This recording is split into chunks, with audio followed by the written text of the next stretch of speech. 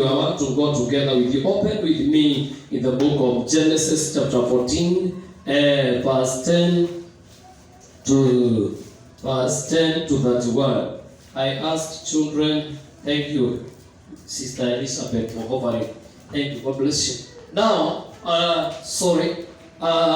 viewers, welcome in our service this morning. I'm Pastor Justus Indi from Christian Outreach Ministry, worldwide here in Kitengela, and we thank God for you. You are most welcome wherever you are. Open with me in the book of Genesis chapter 14, verse 10 to 31. Genesis chapter 14, verse 1 to 10, and I will read only some few verses, not every verse. Now, read for me verse 13. Let me read English and my brother will read in Kiswahili. Moses answered the people, "Do not be afraid, stand firm, and you will see the deliverance of the Lord will bring you today. The Egyptian you see today, you'll never see them again. Then the Lord fight for you, and then the Lord will fight for you, and you need only to be still." Then the Lord said to Moses, "Why are you crying out to me? Tell the Israel to move on."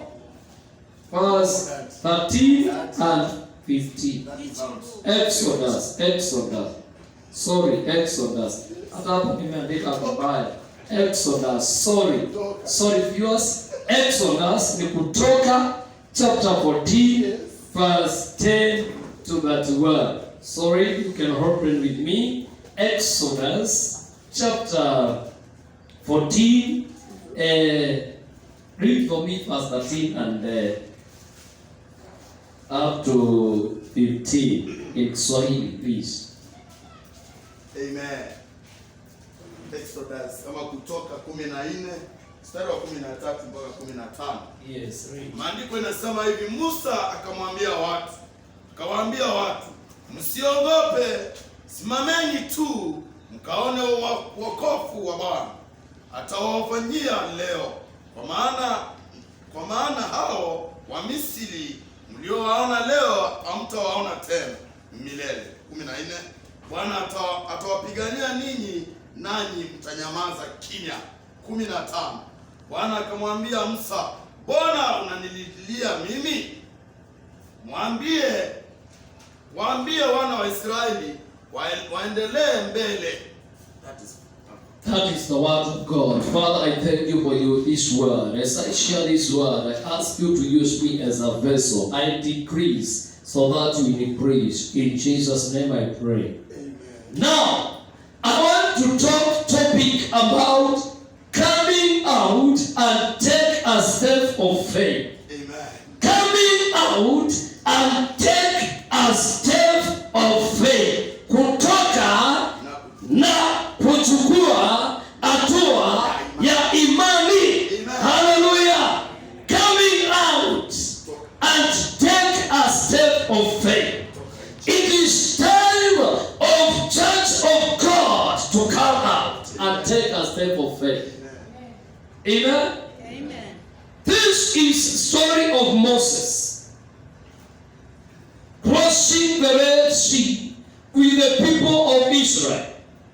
When Pharaoh he was refusing to let the people of Israel to go.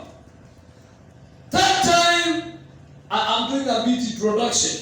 That time is the time when Pharaoh let the people of Israel to go. God did not let them in the road through the Philistines. Country through that was shorter for God to say, if faced war, they might change their mind and return to Egypt. So God led the people of Israel around the desert and the road toward the Red Sea. Akawaelekesha na hiyo njia ilikuwa imeelekea Red Sea. Praise the name of Jesus. Hiyo barabara ilikuwa imeteremka pale Red Sea. Why this happened?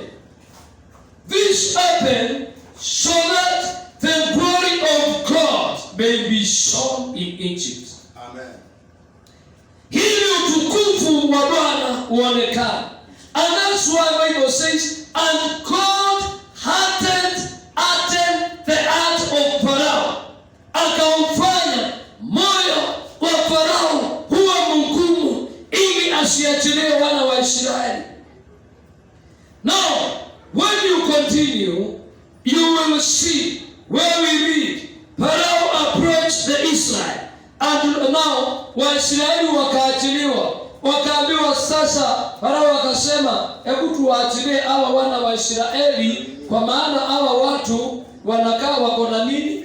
Wako na Mungu. Farao akawaachilia. Wakaenda. Now, as alipoachilia wakaenda, Biblia inasema ya kwamba Farao akakuja akafikiria, kumbe niliachilia wana wa Israeli wakaenda. Nao Farao akaamua kuwafuata. Biblia inasema ya kwamba Farao akachukua farasi zake na chariot na jeshi yake ili afuate wana wa Israeli na Musa. Haleluya.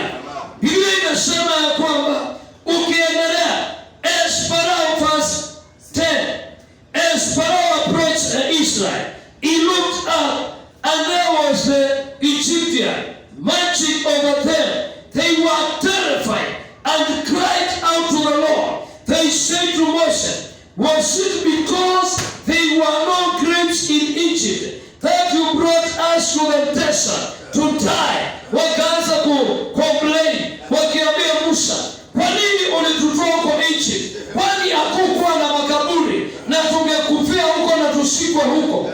Now, point number 1. Iko verse 13. Moses answered the people, do not be afraid. Stand firm, and you will see the deliverance of the Lord will bring you today. Coming out and take a step of faith. First thing you need to do, you must allow God to lead you. Amen. Hiyo ni point number 1. Coming out and take a step of faith. Number 1, you must allow God to lead you. Now, the people of Israel, they allow God to lead them. Walimwacha Mungu akawaongoza through the servant of God, Moses. Moses, wakati waliinua macho yao, wakaona Farao anakuja. Biblia inasema ya kwamba Musa akawaambia msiogope. Hallelujah. Because today, kwa maana leo, you will see the deliverance of God. Hallelujah. If you allow God, when you come out, na hivyo kitabu maana iliitwa Kutoka. It is time to come out from that. Hiyo kitu inakufinya. Ni wakati wa kutoka kwenye hiyo kitu. Bwana asifiwe sana. Wana wa Israeli wakaambiwa, you must come out. Mwende. Na wakati walikuwa kwa njia, Biblia inasema wakamwatilia Mungu akawaongoza. Verse 13, Moses answered, do not afraid, stand firm, and you will see the deliverance of the Lord will bring you today. The Egyptian you see today, you will never see them again. The Lord will fight for you, and you need on to be still. Hallelujah. Amen. You must. Hebu nisomee Deuteronomy chapter 31:8. I think 8. Nisomee Deuteronomy. Somebody, Deuteronomy inaitwa Kumbukumbu la Torati hapa inaitwaje? Hebu somebody.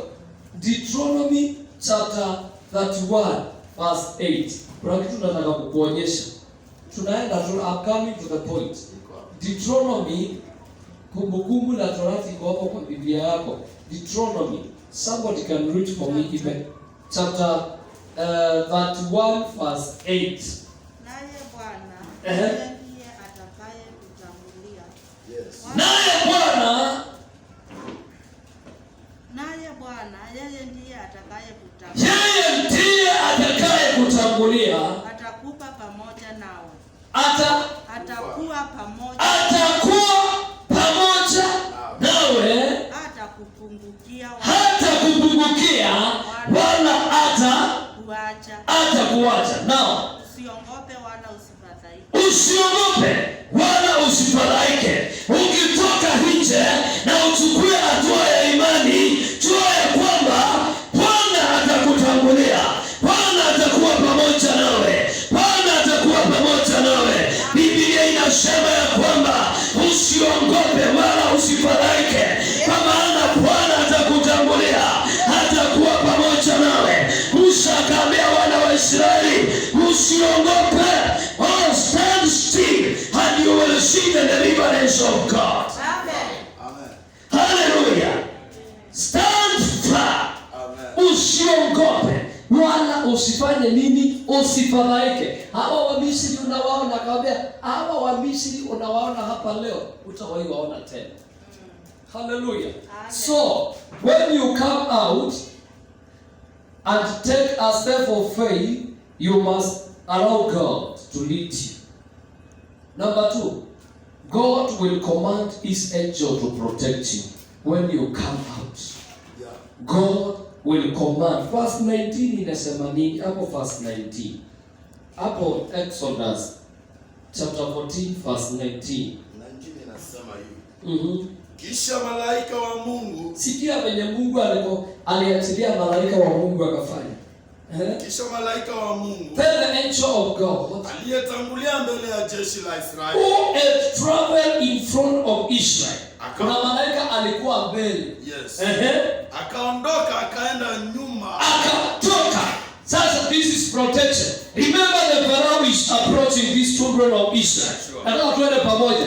Remember, kumbuka, Farao anakaribia wana wa Israeli. Kuna malaika alikuwa mbele, akaamuru, akatoka mbele.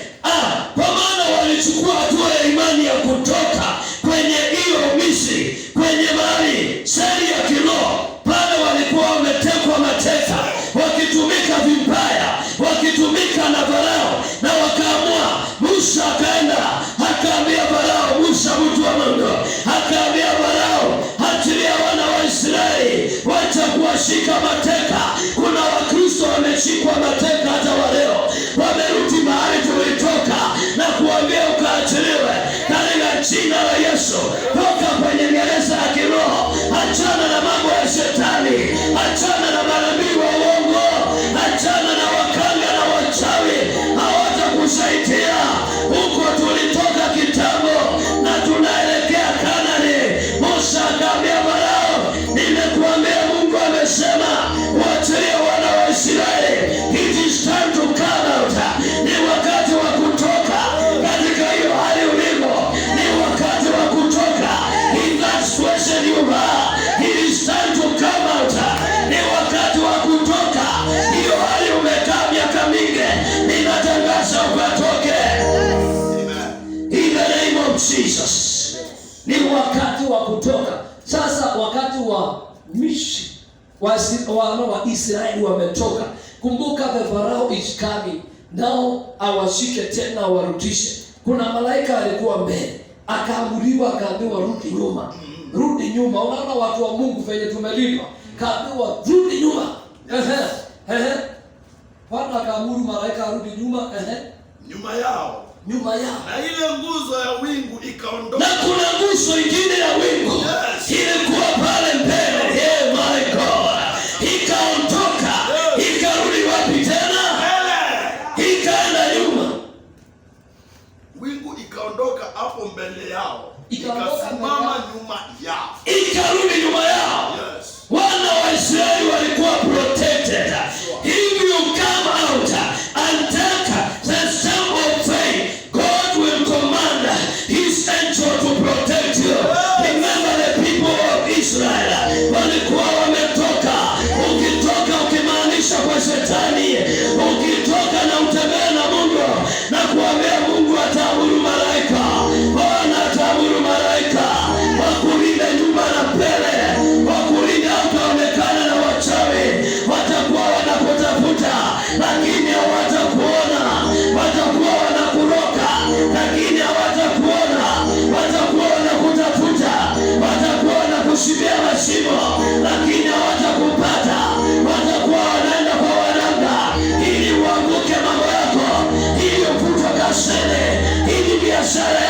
wakulishe, lakini hawatakupata, kwa maana Mungu wetu ameamuru malaika wakulinda katika njia zako. God will command angel. Psalms 91 verse 11. Psalms 91 verse 11. Zaburi 91:11. Read kwa haraka. Psalms 91:11. Read for me. Uone ile ulinzi ambao tumepewa na Mungu. Kwa kuwa ataagiza malaika zake. Kwa kuwa Bwana ataagiza malaika wake Wakulinde katika njia zako. Wakulinde katika njia zako. Mikononi mwao watakuchukua. Mikononi mwao watakuchukua. Sikia, this is a command, not at hujanielewa. Hebu read for me again Psalms 91:11. This is a command. Hakuna excuse me. This is a command. Hakuna excuse kwa shetani. This is a command. Yes. God will do a command. Read for me. Mumefika hapo? Yes. Psalms 91:11. Read. Kwa kuwa atakuangizia malaika zake. Kwa kuwa Bwana ataagiza. Kwa Kizungu inasemaje? For he will put his angels in charge of you. In charge kwa Kizungu kingine, kuna Kizungu inasema God will command. Hiyo inasemaje hiyo yako? He will command his angels. He will command his angel. Bwana ataamuru. Sikia, malaika watakomandiwa. Command inapeanwa na chief or general commander. Hallelujah. Command. God will command. Atakomandi malaika wakulinde katika njia zako. Wakalinda wana wa Israeli. Malaika wakaamuriwa. Kazi ya Bwana ni kucommand.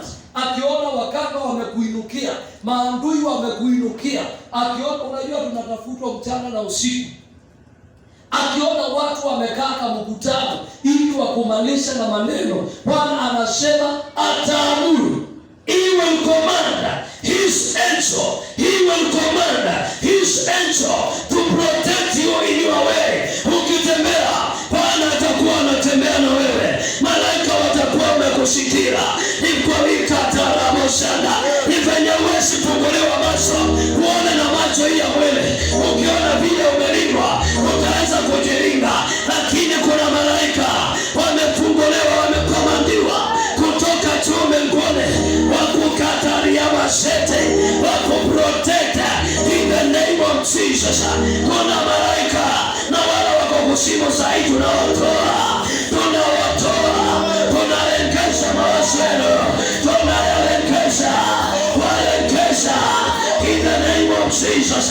Tunasema Bwana, he will command the angel to protect you on your highway. Amen. Mazie maimaze kwa na maweka mwana kete oba okelile na mungu wake maut wa amaila. Mazie maimaze kwa na maweka mwana kete oba okelile na mungu wake maut. Wachawi wamekushindia kaburi, wameshimba mashimo, hata ukipita uweze kuingia, hata baba yako iende parakasha, lakini wao ndio wataingia. Watashimba kaburi, lakini wao wenyewe ndio wataingia. Wao kuna malaika wamekomandiwa kutoka juu mbinguni wakulinde, walinde kazi yako. Imagine unatafutwa usiku na mchana. Unatafutwa uvuto, unatafutwa kazi yako iishe. Kuna watu wamekaa mahali wakidiscuss penye watakupeleka nyumbani. Kuna wengine wamekaa chini mahali wakitafuta venye utasarabatika. Kuna wengine, usifikirie wakati uliokoka uliingia kwa laini iko sawa. Hii njia iko na milima na mapole. Lakini Biblia inasema God will command his angel to protect you on your way. Ukitembea hawatakuona, they will see the angel of God. Wakiangalia hata ukilala usiku, kuna wengine wanakutafuta wakuimbie, wakufurishie ndawa ulale kabisa, wakuimbie. Lakini wakiangalia wanaona tu malaika. Usiku kuna malaika wanakuanga wametumwa hapo, wameshika mapunduki ya kiroho, wakiona shetani akiangalia tu hivi anaona moto. Bwana asiwe sana. Sema moto, sema moto, sema fire, fire, sema fire. Wakiangalia wanaona moto, wakiangalia wanaona moto inawaka katika kitanda chako, wakiangalia wanaona ule moto, ule mchale na umeshishimika ule wa Bwana.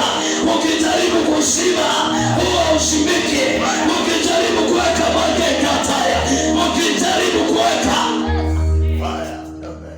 moto. Bwana asiwe sana.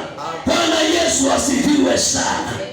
Moto wakitazama wanaona moto. Point number, God will make a way for you. If you come out and take a step of faith without unafiki na vitu zingine, God will make a way for you. Verse 22 says, Exodus chapter 14 verse 22. Mstari wa 22 nasema hivi.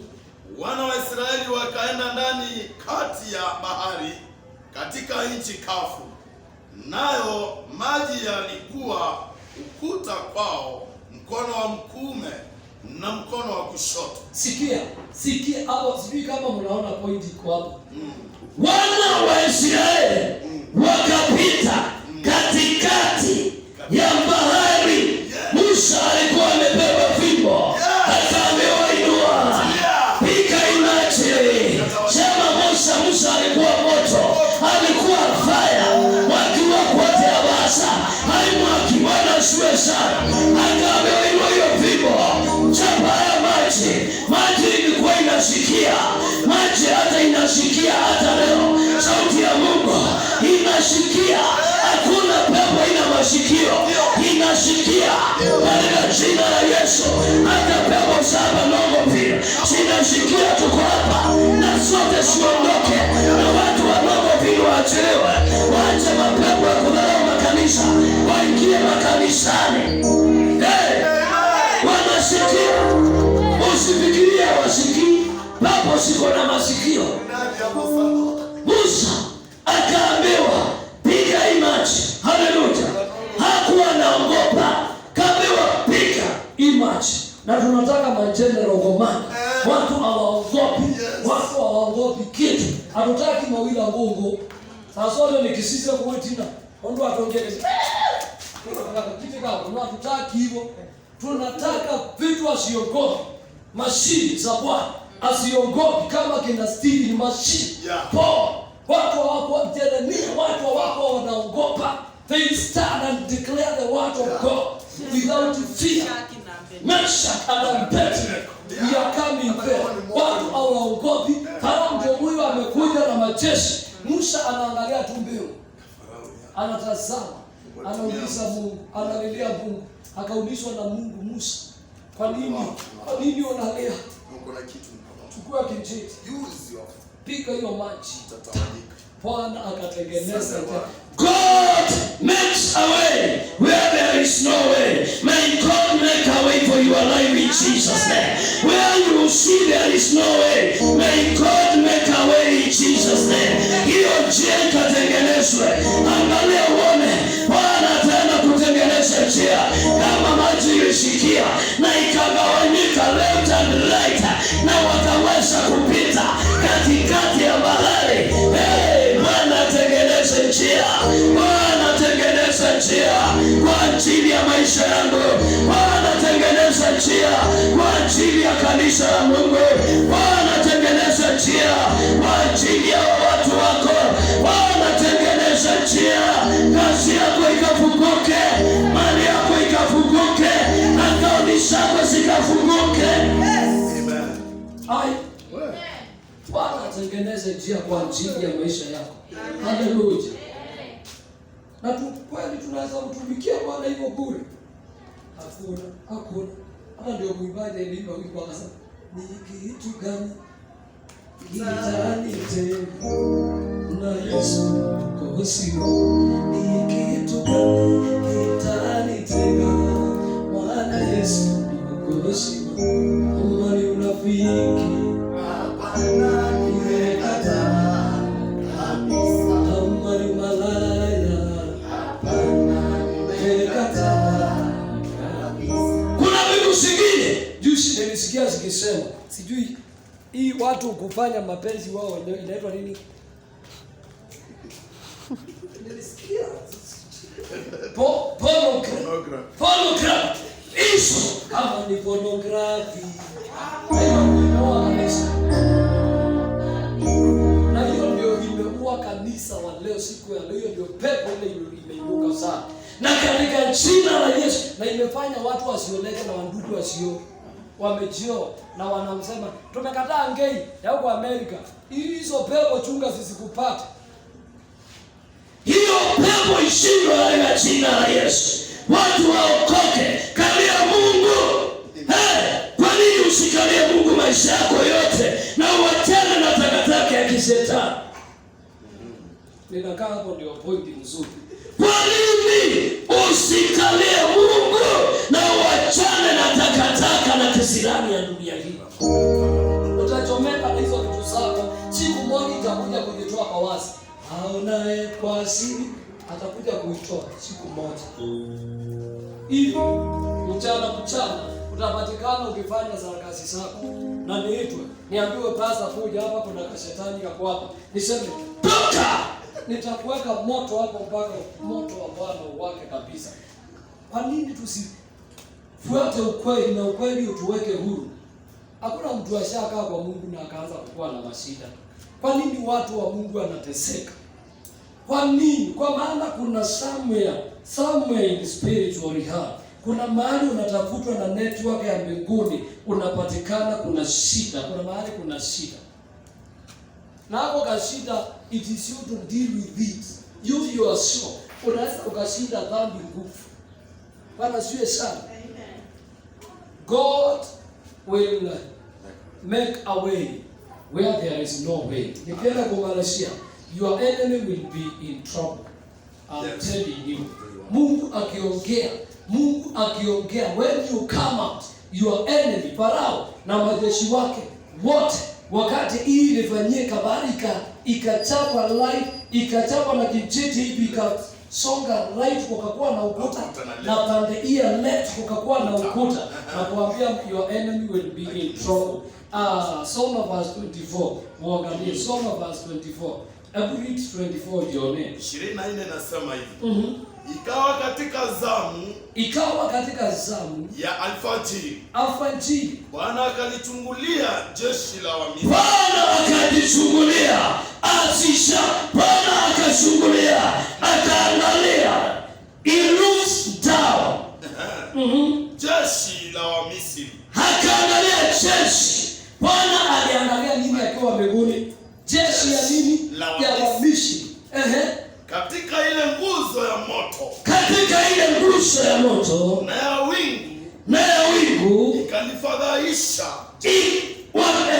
Let me read in English. Yes. During the last watch of night, alfajiri sasa is the last watch of the night, the Lord looks down from the pillar of fire and the crowd of the Egyptian army and threw it into confusion.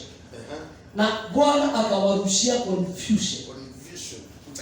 I tell you, when you come out and take a step of faith, your enemy will be in trouble. Watakuwa wamechanganyikiwa, watakuangalia, waone wamechanganyikiwa, hawakuelewi vizuri, watajaribu kuzungusha sasa network yao iwe shiki kabisa.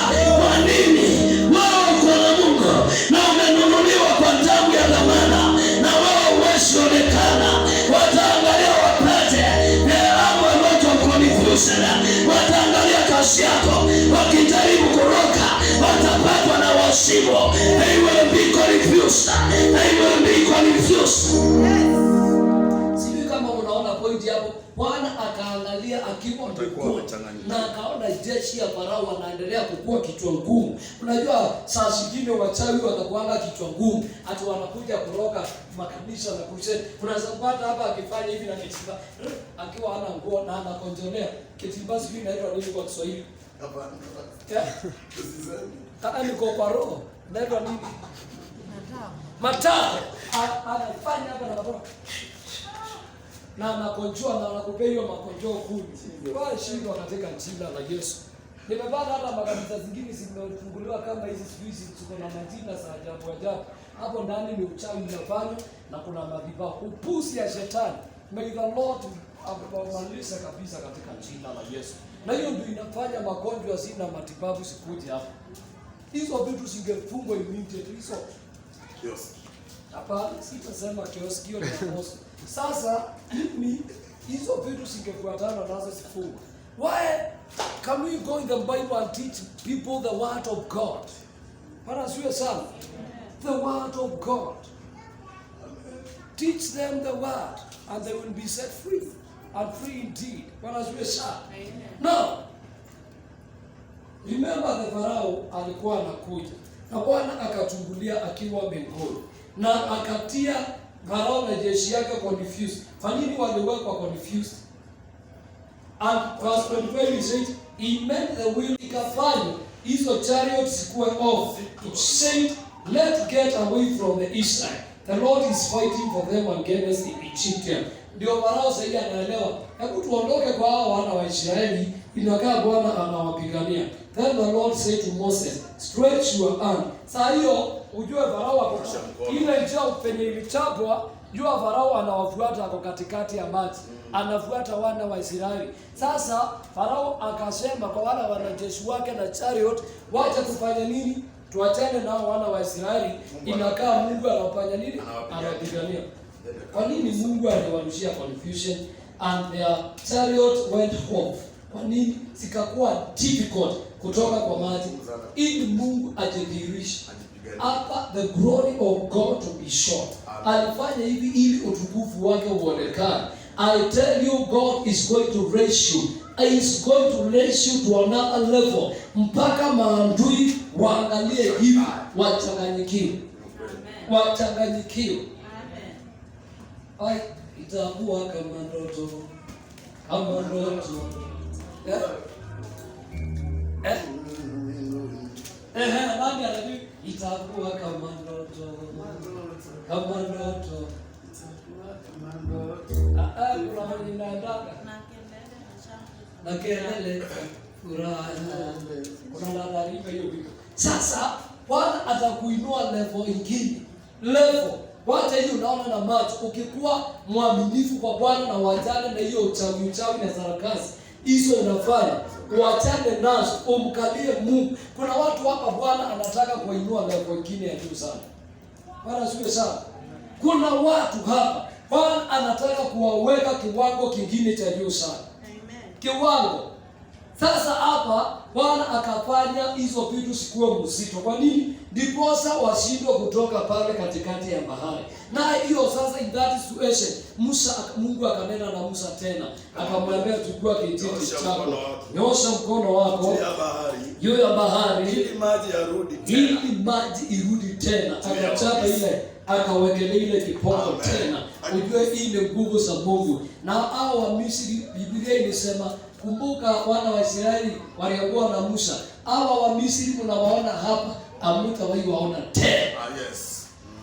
Uto tupepo na tumchai tunakufuata, hautawahi tuona tena in the name of Jesus. Hallelujah. Now God will fight for you. That is another point. God will fight for you.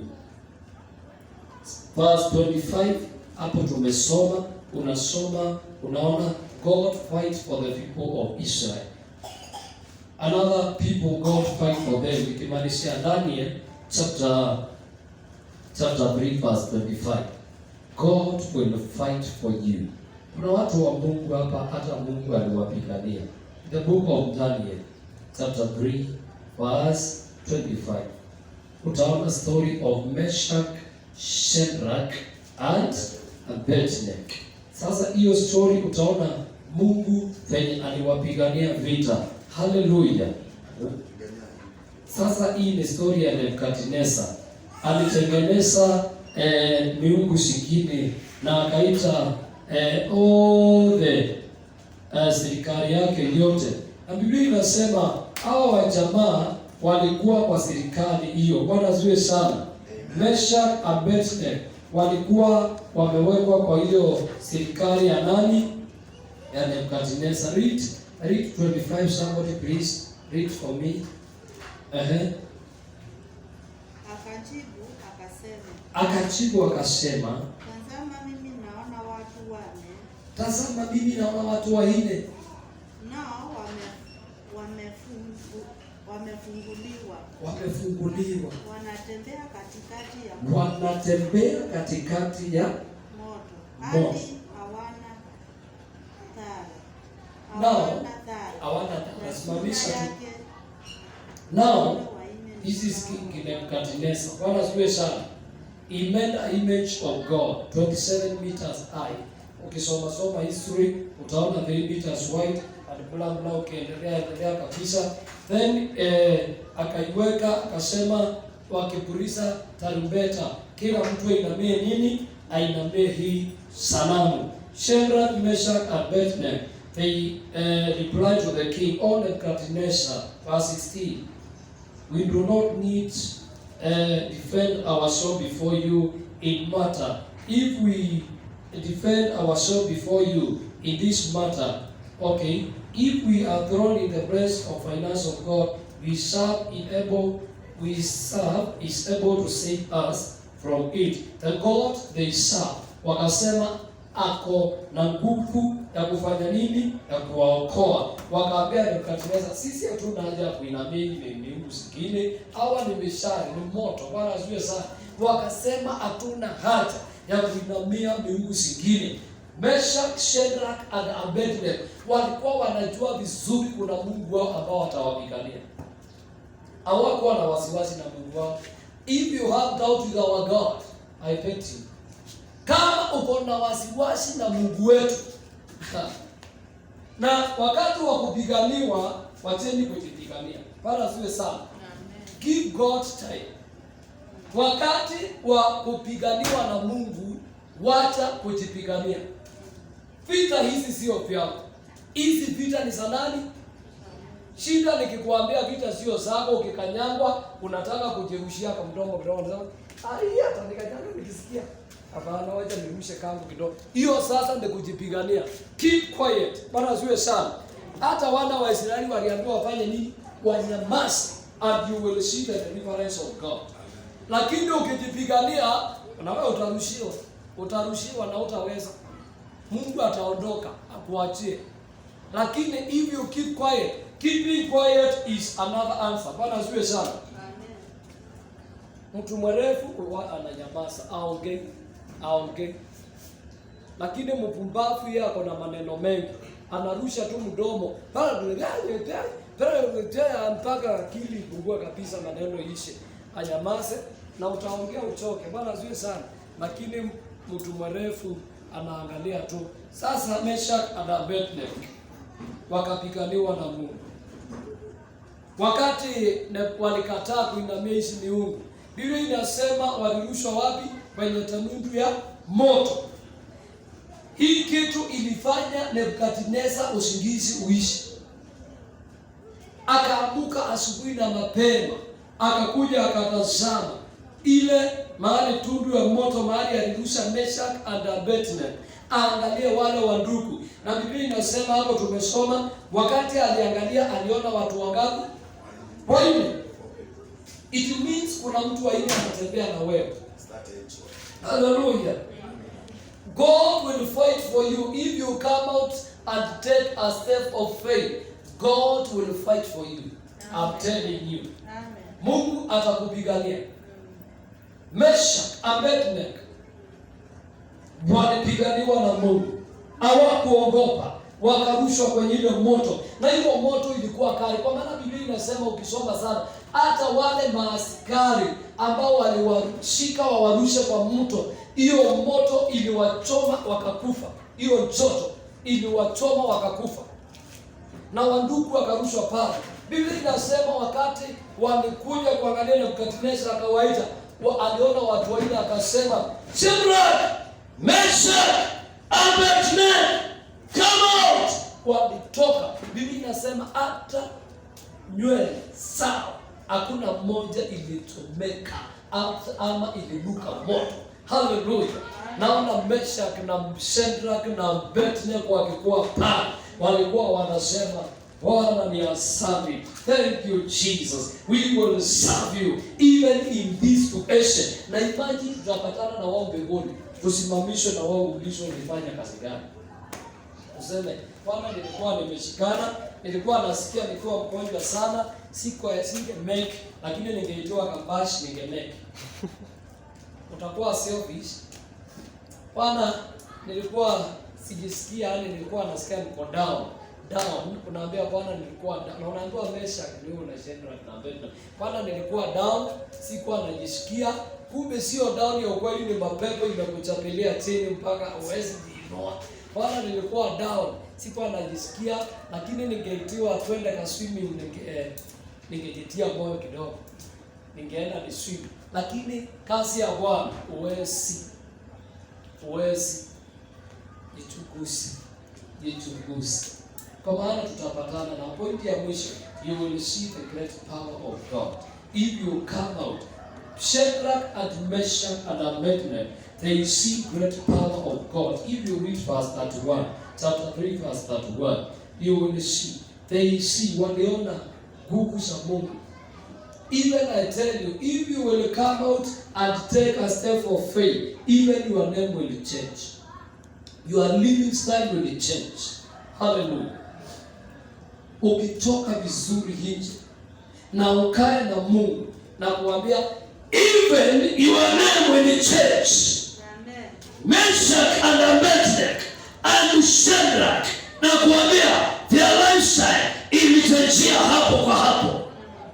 Their name they change there by there. Nebukadneza aliita watu wote, magavana, kila mtu, akawaambia kutoka leo hizi miungu zangu siondolewa, na kutoka leo natoa amri kila mahali tutakuwa tunaabudu Mungu wa Meshach, Abednego na Shadrach. Akatoa hiyo amri kwa maana ameona Mungu akiokoa hawa wadugu kutoka kwenye moto. Hallelujah. May God save you from that situation you are passing in Jesus' name. Bwana na kuokoa na hiyo tanuru ya moto unaopitia saa hii. Unaweza angalia mambo uone kumewaka moto. Uangalie kwako nyumbani uone kumewaka moto. Uangalie watoto uone hawana chakula. Uangalie uone maisha haya, hata kazi nikitafuta sipati. Uangalie uone ni kama unaonewa. Ukipata kazi unafukuzwa ovyo ovyo. Uangalie uone mambo yamekuwa magumu. Things are very hard. But I want to remind you, there is God in heaven. God of Meshach, Abednego and Shadrach. God who was served by Moses is still alive today. Anasema hata lala wala hata sinzia. Atakuwa anatuangalia, atakuwa anatulinda. Bwana asifiwe sana. 24 hours. Bwana alali wala asinzia. And he will fight for you. May God fight for you in Jesus' name. May God huo moto unaona akausime na ukaweze kufaulu. Labda ukiangalia mambo zako unaona ni kana kwamba zilikwama. Ukiangalia mbele unaona hapana, this is not normal. There is God in heaven. Nikimaliza acha nifunge. There is God in heaven and he can save you. Let us pray. Father, in the name of Jesus Christ, I pray for these viewers. I pray even for this congregation, God. Nimehubiri kuhusu coming out and take a step of faith. Na tumeona Musa alitoka na akatake a step of faith. Na Bwana ukamte